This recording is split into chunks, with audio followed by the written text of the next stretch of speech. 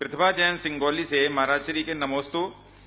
जैन विधि से फेरे कराने वाले पंडित जी साहब की संख्या बहुत कम है, पर जो वह फेरे करने में आड़ से बहुत पैसे की मांग भी कर रहे हैं, तो इसके लिए फिर हम लोगों को क्या करना चाहिए महाराज जी? कोई पैसे की मांग नहीं। कितना कर रहा है?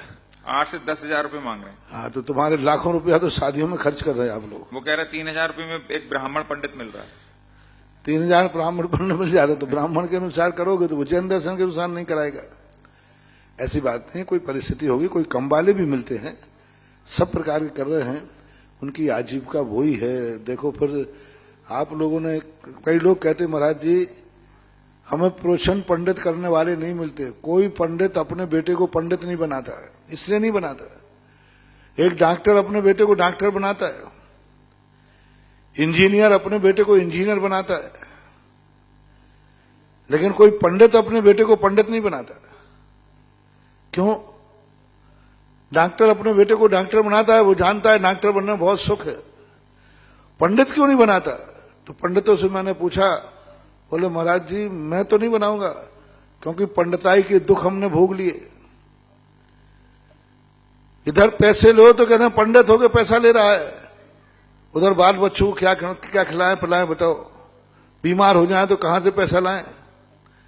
कम से कम सरकारी चौके। एक पंडित जी थे, उनके घर में बीमारी हो गई। एक महाराज ने उनसे कहा था कि देखो तुम पाठशाला नहीं छोड़ना जिंदगी में, उन्होंने वचन दे दिया। मैं राजस्थान में आया, राजस्थान की घटना है। 1,500 रुपया मिलते थे उनको आज के समय महीने से। उनको एक बार बीमारी हो गई, कुछ ऐसी परेशानी 10,000 रुपये चाहिए थी, समाज ने नहीं दिए। बोले आज यदि मैं सरकार में चपरासी भी होता तो हमें मेडिकल के नाम से कुछ मिल जाता। पूरी जिंदगी भर मैंने साधु के साथ आज्ञा के मान करके पंडिताई की, और आज मुझे एक अजैन ने उनको 10,000 रुपया देकर के उनकी जान बचाई थी। आज कौन पंडित है जो अपने बेटों को पंडित बनाए? कैसे बनाए? उनके भी परिवार है, उनकी भी आजीविका है, उनके भी परिवार बाल बच्चे हैं, उनके लिए कहां से जीवन जाए ये भी तो सोचना चाहिए। मैंने पंडितों को कई बार, पंडितों के लेकर के कई बार डांटा, फटकारा, लेकिन आज मैं तुम लोगों को भी फटकार रहा हूं। आपको ये भी देखना है कि पंडित का परिवार, आप बताइए उनके साल भर का देख लीजिए कितना मिलता है।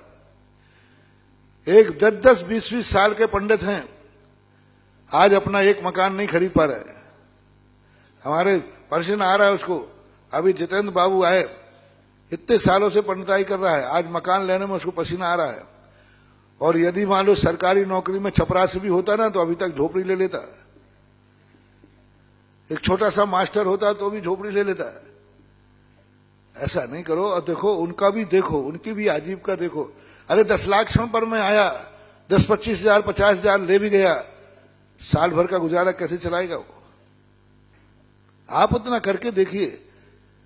आज एक मंदिर में, पाठशाला में पंडित को पढ़ाने कैसे भेजें, किसको भेजें? आप जितना पैसा देता उतने घर में आपके यहां दूध आता है। जितना पैसा आप उसको दे उतने आपके घर में दूध आता है, सब्जियां आती हैं, और आप पंडित होकर से क्या चाहते हो? बंधु, आज मैं लाइन लगा सकता हूं। आज सरकारी नौकरी के लिए 100 नौकरी चाहिए पड़ते, 10,000 फॉर्म भरे जाते हैं। ये लाइन में यहां लग सकता हूं तो मैं एक पंडित चाहिए, 100 पंडित दिलाऊंगा। बस उनको आजीविका का सुविधा मिलना चाहिए। क्यों कोई पंडित नहीं बनना चाहता?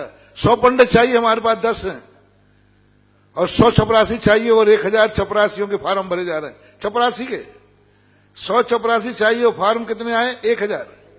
और तुम्हें 100 पंडित चाहिए, एप्लीकेशन कितनी आई? 10 की। तो ये सोचना चाहिए थोड़ा सा। बाजे वालों को 10,000 दोगे? आज तक ये प्रश्न नहीं किया किसी ने कि महाराज बाजे वालों ने 10,000 रुपया ले लिए। एक शादी के बाजे वाले कितने के आते भाई? 40,000 50,000। यानी एक बाजा वाला बजाने वाला 40,000 50,000 ले जाए, 1-1 लाख रुपया, और निछावर करके 10-10 हजार की आप निछावर फेंकते हैं, और वो भी नई गिट्टी। 1,000 रुपए के नोट 1200 में लाए बैंक से। वहां आपके लिए कोई फपूंद नहीं आई, और वो भी बाजे वालों पे यूं करके फेंक रहा है। 10-10 हजार रुपए फेंक देते। बाजे वाले 10-10 हजार रुपए के ला रहे हैं, स्टेजों पर फूल मालाएं सजा रहे हैं 10-10, 50-50 हजार रुपए की, लाइट का डेकोरेशन कर रहे हैं। और जो तुम्हारे मांगली कर रहा है, जो तुम्हारा मंगल कर रहा है, जो तुम्हारे वर वधू के लिए मंत्र पढ़ रहा है, जिससे तुम्हारा सुहाग होना है, जिससे तुम्हारा सौभाग्य होना है, जिनके मंत्रों से तुम्हारी जिंदगी का सगुन होना है, उनको 10,000 होने में तुम्हारी नानी मर रही है। 10,000 रुपया देने में तुम्हारे लिए पसीना आ रहा है, और बाजे वाले तुम्हारे 10,000 लेके गए शराब पियेंगे। पूछो क्या क्या करते। यानी वहां आपका विचार नहीं जा रहा है, और यहां पर एक पंडित ने ले लिया, उसकी अजीब का देखो, उसका देखो क्या है, शादी ब्याह में लिए हैं। यही प्रश्न तुम पंचकर्णा का करते तो शायद मैं इतना नहीं बोलता। हाँ, यदि तुम कहते महाराज जी पंडित जी विधान के 10,000 ले गए तो शायद मैं पंडित को डांटता। लेकिन वो प्रश्न किस पे किया तुमने? आप बताइए, आपके फिजूल के शौक के खर्च उस शादी में कितने हुए? भोजों में 10-10, 20-20, 25, 50-50 आइटम बनते हैं, 10,000 रुपया यूं फेंक देते हैं। मिठिया बनाने वाला 10,000, 20,000 रुपया ले गया। कितने फिजूल के खर्च है? उनके खर्चों में शादी ब्याह का यदि पंडित पैसा ले रहा है, कोई बुराई नहीं कर रहा है, क्योंकि 40% से ऊपर ज्यादा शादी ब्याह में वेस्टेज व्यर्थ का खर्च होता है। इसलिए कोई बाधा नहीं, मैं आपकी बार 10,000 से थोड़ा फीस बढ़वा दूंगा, जितने मेरे। क्यों? मंत्र पढ़ना है, सम्यक मंत्र पढ़ा लो 3,000 रुपए में, मिथ्या मंत्र पढ़ा लो। अपने वर वधू बेटा वधू को मिथ्यात्व का संस्कार देखो, मर करके मिथ्या दृष्टि में जाएंगे, मिथ्यात्व में जाएंगे, मिथ्यात्व में पढ़ेंगे। तुम्हारा निर्णय तुम्हारे हाथ में। डॉक्टर अलग अलग हैं, 5 रुपये वाला डॉक्टर भी इंजेक्शन लगाता है, और 5,000 रुपये वाला है, आप जिससे कराना हो करा लो, 5 रुपये वाले से करा लो। इस हाथ में फ्रैक्चर है, प्लास्टर है, यहां बांध देगा, करा लो, कौन मना कर रहा है? 5 रुपये में बता, फिर 50। डॉक्टरों की अलग अलग कीमत क्यों होती है? उसका वैल्यू होती है। जैसे डॉक्टरों की अलग अलग वैल्यू होती है, 5 रुपये में भी करने वाले हैं वही इलाज, बीमारी वही है, और वही मरीज जब दूसरे अस्पताल में पहुंचा तो 5,000 रुपये लग गए। क्यों? बीमारी एक है, डॉक्टर ने अलग अलग लिया। जिस प्रकार डॉक्टर अलग अलग हैं, यहां पंडित भी अलग अलग हैं। 3,000 वाला पंडित 3,000 के हिसाब से है, 10,000 वाला 10,000। वो मिथ्या वचन पढ़ रहा है, मिथ्या मंत्र पढ़ रहा है, मिथ्या कल्पना कर रहा है, और ये सम्यक मंत्र पढ़ रहा है, सम्यक मंगल कर रहा है। निर्णय आपके हाथ में।